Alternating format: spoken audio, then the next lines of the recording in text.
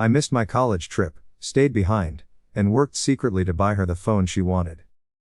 But when I finally placed it in her palms, she whispered that someone else had already upgraded her.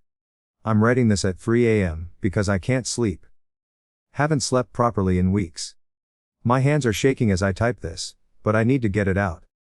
Maybe someone will read this, and not make the same mistake I did. Maybe they'll think twice before they throw away everything that actually mattered. Her name was Sarah. 3 years together, and I thought I knew what love was. I was 22, working part-time at a campus bookstore, while finishing my communications degree. She was everything I wasn't: confident, ambitious, popular, brunette, brilliant, going places. Sometimes I'd catch her looking at other guys, and wonder what she was doing with someone like me. The college trip to Europe was supposed to be our big adventure before senior year. 2 months of backpacking through Italy, France, Spain. We'd been planning it since freshman year, saving every dollar. But that spring, Sarah kept talking about this new iPhone model that had just dropped. She'd show me pictures, read reviews out loud, hint about how amazing the camera was for someone who loved photography like her. I saw how her face lit when she talked about that phone. I saw how she looked at her cracked, ancient device with frustration every time it froze, or took blurry photos. I want to be the boyfriend who could give her something that made her that happy. So I made a choice. I told her I couldn't afford the Europe trip anymore. That my hours at the bookstore had been. The lie came so easily it scared me. She was disappointed but understanding. Said we'd go next year, when we'd both had real jobs. While she and our friends were posting pictures from Rome and Barcelona, I was working double shifts. I picked a second job doing overnight inventory at a warehouse. I sold my gaming console, my guitar, textbooks I'd planned to keep. For 2 months, I lived on ramen and worked to exhaustion. Also, I could surprise her with that phone when she got back. I remember the day like it was yesterday. She was supposed to land at 2 p.m. I had the phone wrapped in this expensive box, hidden in my apartment. I'd practiced the speech a dozen times. I was going to tell her how I'd wanted to give her something special. How I'd worked all summer, just to see her smile. She texted me from the airport. Can't wait to see. Have something important to tell Bon. I thought she was going to say she missed me. Maybe thank me for understanding about the trip. When she walked into my apartment, she was glowing. Tanned, confident, wearing clothes I'd never seen before. And in her hand was that exact phone model. Brand new. The latest one. Look what Marco got me, she said, holding it like a trophy. Marco. Some Italian guy she'd met in Florence. Architecture student. Spoke 4 languages, came from money. She showed me pictures of them together. His arm around her in front of the Colosseum. Sharing gelato in Venice. Looking at each other like they'd discovered something preciable, she said, not meeting my eyes. We connected on this level I've never experienced. He sees the world differently. He's passionate about art, He makes me want to be better. The wrapped phone was sitting right there on my kitchen counter. 2 months of work. 2 months of sacrifice. 2 months of missing out on the trip we'd planned together, so I could buy her something she already had. I need to tell something, she continued, finally looking at me. I can't keep pretending things are the same between us. What Marco and I have, it's real. It's what I've been missing. I wanted to show her the phone. I wanted to explain everything. But what was the point? She'd found someone who could give her that phone, without sacrificing anything. Someone who could take her on European adventures and buy her expensive gifts without thinking twice. I'm sorry, she whispered. I never meant for it to happen. But I can't ignore how I feel anymore. I nodded because what else could I do? I unwrapped the phone after she left and stared at it for hours. All that work. All those nights. All for nothing. But here's the part that still haunts me. Here's the part that makes me the worst person in this story. 3 weeks later, when I was drowning in self-pity and rage, Emma from my economics class started texting me. She'd heard about the breakup through mutual friends. She was sweet. She was available, and she thought I was funny. I should have dealt with my pain, like an adult. I should have grieved my relationship, learned from it. Moved on properly. Instead, I did something that still makes me sick to think about. Because while I was getting close to Emma, while I was enjoying the attention and the distraction, Sarah came back. She showed at my apartment crying. Marco had turned out to be a player. He'd had a girlfriend back in Italy the whole time. She'd found out through social media when she saw their anniversary post. Everything she thought was real had been a lie. I made the biggest mistake of she sobbed. Or the one who really loved me. Or the one who would have done anything for me. And God help me, I let her back in. I held her while she cried. I told her I forgave her. We talked about starting over, about being honest with each other, about building something stronger. But I didn't tell her about Emma. For 2 months, I lived a double. I was the understanding boyfriend who'd taken Sarah back, who was working to rebuild our trust. During the day, I'd bring Sarah coffee between her classes, hold her hand in the library, promise her we'd make it through this together. At night, I'd meet Emma at her apartment. I'd tell her I needed to take things slow because of my recent breakup, but that she was exactly what I needed.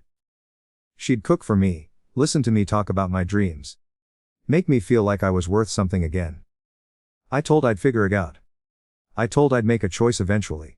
I told I deserved to explore my options after what Sarah had done to me. The worst part. Both of them loved me. Really loved me.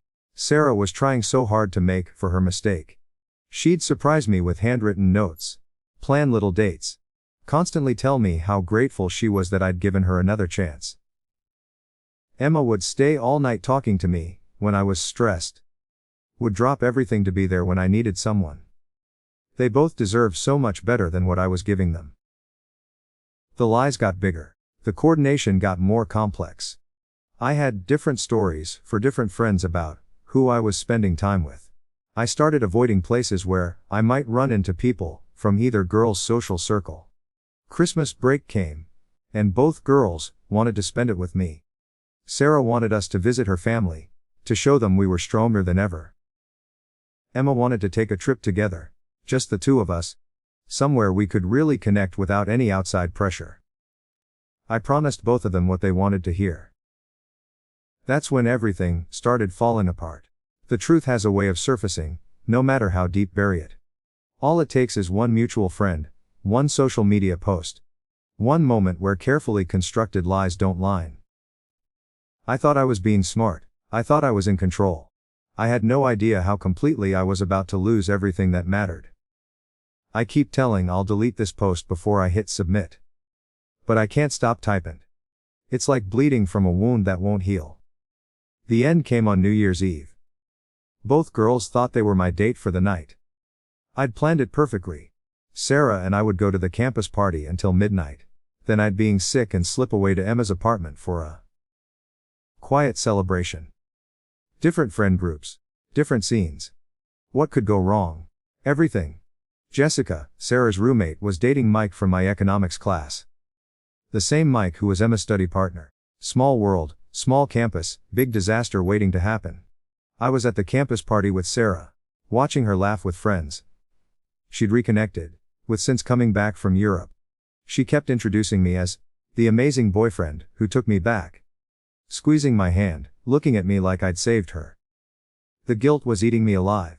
But I pushed it down. I'd deal with it later. I always told I'd deal with it later. Around 11 p.m., I started my exit strategy. Complained about a headache. Said the music was too loud. Sarah was concerned. Offered to come take care of me. I convinced her to stay. Enjoy the party. Ring in the new year with friends. She deserved that after everything we'd been through. We're so selfless.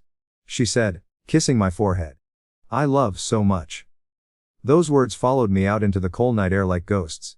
Emma was waiting for me with champagne and homemade cookies shaped like the new year.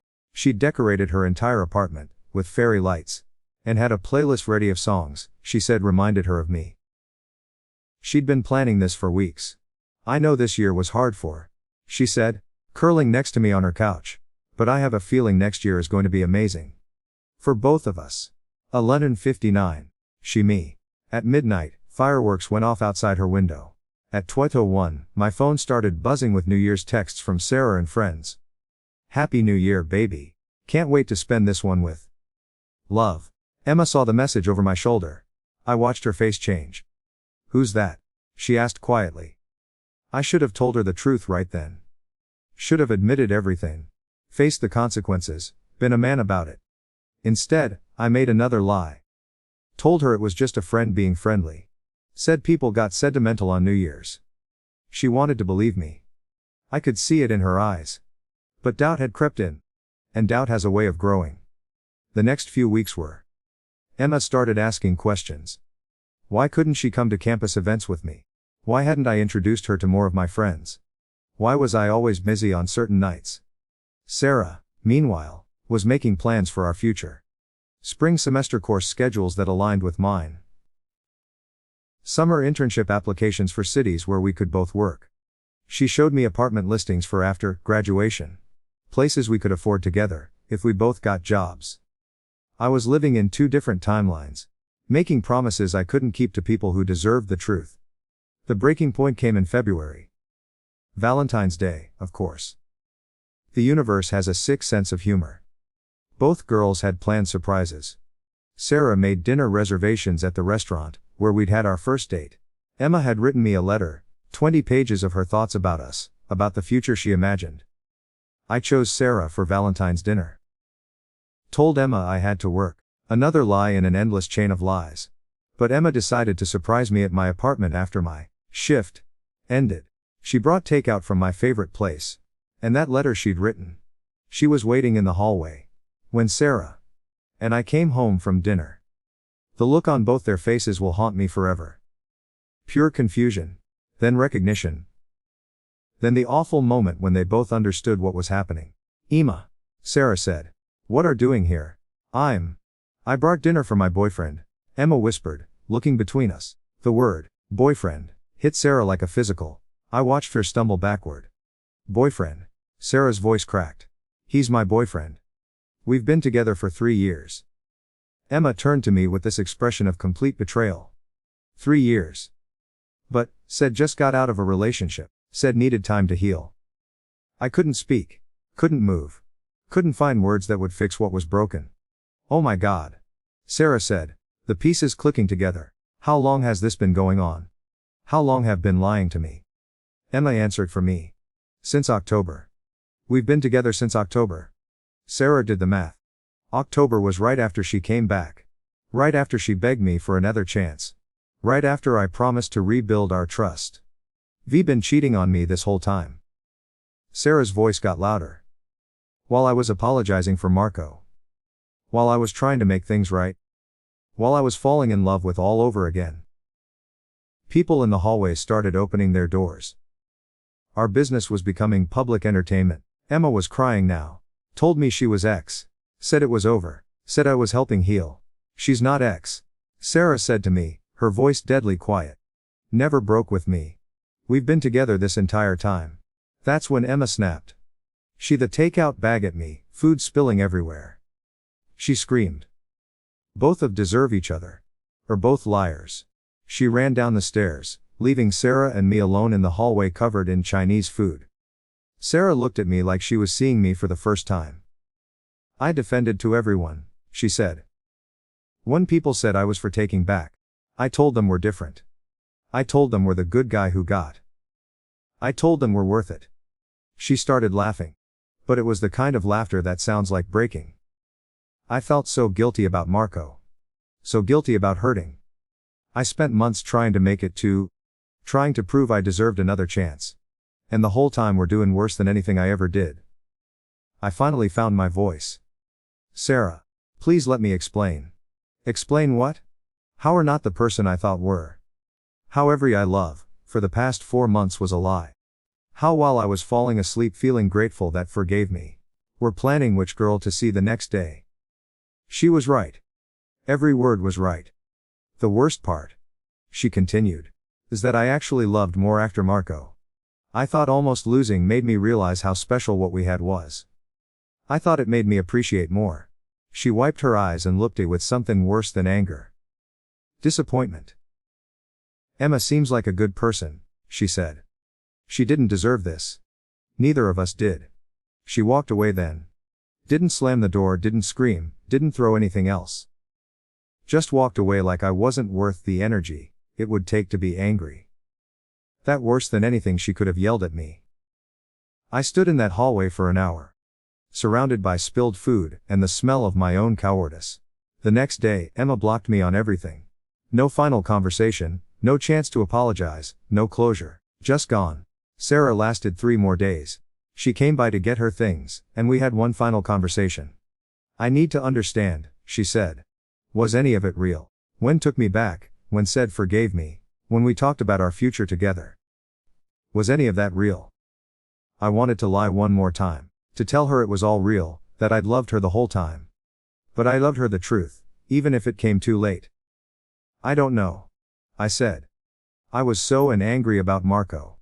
I wanted to love again, but I also wanted to punish. I wanted to have what had someone else who made me feel wanted. She nodded like she'd expected that answer. Know what the difference is between what I did and what did? She asked. I shook my head. I felt guilty every day I was with Marco. I knew it was wrong. I knew I was hurting. I hated for it. But, felt entitled to it. Thought I deserved it. Thought it was fair. She was right about that too. That's what makes dangerous, she said.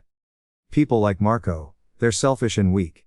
But people like, convince yourselves are the victim, while are destroying everyone around. Those were the last words she ever said to me. Within a week, everyone knew. Emma had told her friends, who told their friends. Sarah had told her roommates, who told their friends. The story spread like wildfire across campus. The guy who worked double jobs to buy his girlfriend a phone, while she was cheating in Europe. Then cheated on her for months, while playing the victim. People I'd known for years started avoiding me. Study groups I'd been part of suddenly had no space. Friends stopped returning texts. I became the cautionary tale people told about boyfriends. I'm finishing this story, because someone needs to know how this ends. Someone needs to see what happens when think are smarter than consequences. The social destruction was swift and absolute. By mid-February, I was a ghost on campus. People would stop talking when I walked into rooms. Former friends would cross the street to avoid me. Study groups I'd been part of for years suddenly had no open spots. But the real consequences were just beginning. Emma transferred schools at the end of spring semester.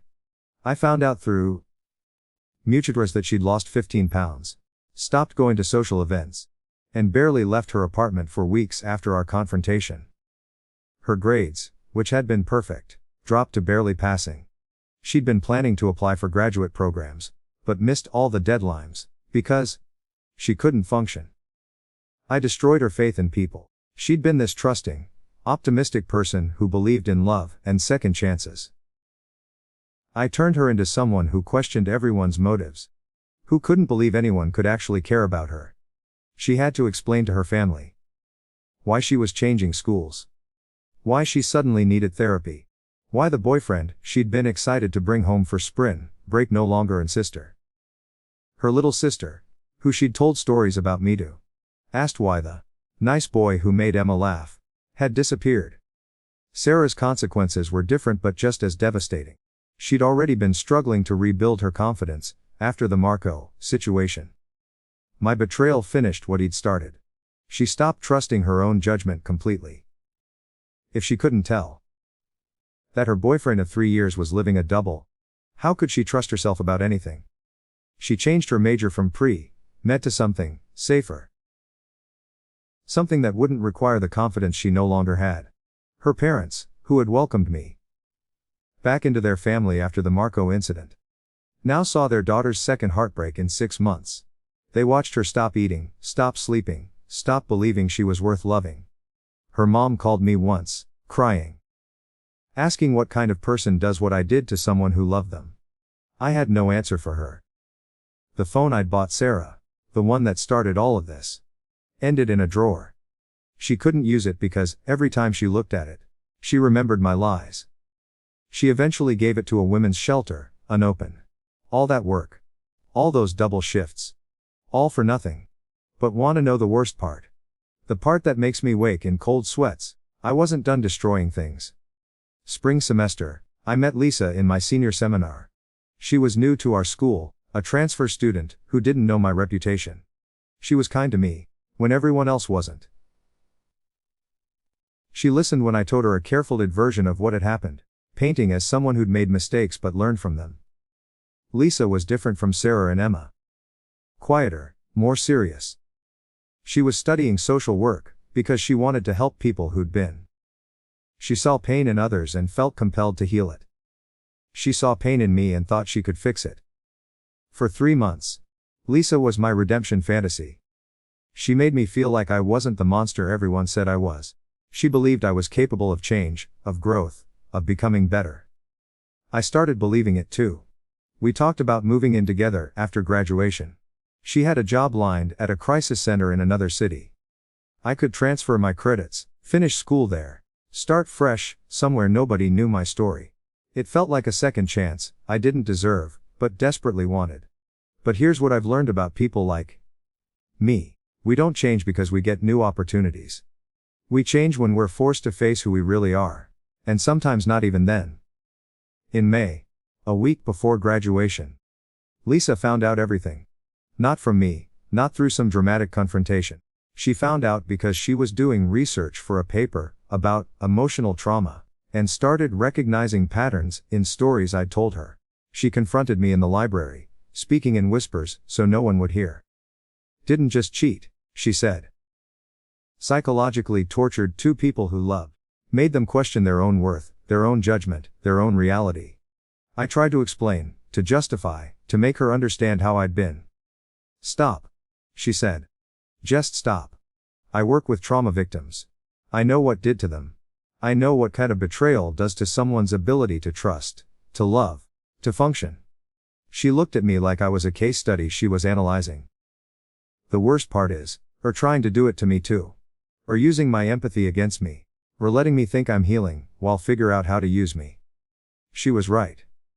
Even in my attempt to start over, I was being manipulative. I wasn't sharing the truth of what I'd done. I was crafting a narrative that made me sympathetic. I can't save, she said. And I can't let destroy me the way destroyed them. Lisa didn't just leave me. She reported her concerns to the crisis center, where she'd been hired. Worried that someone with my patterns of behavior shouldn't be in a huffing profession. The job I'd been counting on, the fresh start I'd planned, disappeared. Graduation came and went. Most of my class was celebrating, starting careers, beginning their real lives. I sat in my apartment with a degree I'd barely earned and no prospects. Emma was thriving at her new school. I'd hear updates through old friends who'd stayed in touch with people who knew her. She'd found a new boyfriend who worshipped her. Who was patient with her trust issues. Who helped her remember what healthy love looked like. She was applying to graduate programs again. Her confidence slowly rebuilding. Sarah had started therapy, and was working through her trauma. She'd taken a gap year to focus on healing. And was planning to return to pre-med with a new understanding of her own strength. She'd begun dating someone from her therapy group. Someone who understood the work it took to rebuild after betrayal. Both of them were becoming stronger, healthier, more careful about who they'd into their lives. They were learning to spot the red flags they'd missed with me. I was learning nothing. For 2 years after graduation, I bounced between dead-end jobs and shallow relationships that ended as soon as women sensed something was wrong with me. I couldn't maintain friendships because I'd never learned how to be honest. I couldn't build trust because I didn't understand what trust actually meant. I spent my days working retail jobs, and my nights scrolling through social media, watching everyone I'd gone to school with build careers, relationships, families, normal lives with people who'd never had to recover from me. Sometimes I'd draft messages to Sarah or Emma. Long apologies explaining how sorry I was, how much I'd learned, how different I was now. I never sent them because I knew the truth. I wasn't sorry enough. I hadn't learned enough. And I wasn't different at all. I was still the same person, who'd thought his pain justified hurting others. Still the same person who'd convinced himself he was the victim while destroying people who loved him.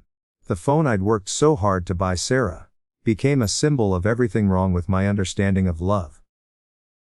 I'd thought love was about grand gestures, about sacrifice, about proving worth through actions. I'd never understood that love was about honesty, consistency, putting someone else's well-being above own comfort. I'd worked double shifts, and sold my belongings, to buy her a phone. But I couldn't do the simple work of being faithful. I couldn't make the basic sacrifice of telling the truth. Now I'm 26, living alone in a studio apartment. Working a job that barely pays my bills. I haven't had a real relationship in 3 years, because, every time I get close to someone, I start calculating how to manage the truth, how to control the narrative, how to protect from consequences. I see couples everywhere, at work, on the street, in coffee shops. And I wonder if they're honest with each other. I wonder if they've learned how to love without destroying. I wonder if they know how lucky they are to trust and be trusted. I'll never know. Sarah is getting married next month. I know because her cousin posted engagement photos online. She's radiant in the pictures, glowing with the kind of happiness that comes from feeling safe with someone. Her fiancé looks at her like she's precious, like she's worth protecting. Emma finished graduate school and got a job at a nonprofit that helps young women build healthy relationships. She's using her pain to prevent others from going through what she did. She's turned her trauma into purpose. Both of them took the worst thing that happened to them and used it to become better people. They learned from their pain, grew from their mistakes, built something meaningful from the wreckage I left behind. I learned nothing. I grew nowhere. I built nothing. That's the difference between people who make mistakes and people who are mistakes. If you're reading this because you're thinking about cheating, because you're justifying betraying someone who loves, because you're explore options while keeping someone as backup, let me save some time. Don't recover from being the villain in someone else's love story. Don't get to be the victim when you're the one holding the. And don't get forgiven just because. Finally understand what a way. Some choices don't come with second chances. And some people don't deserve them anyway. I bought her the phone she wanted.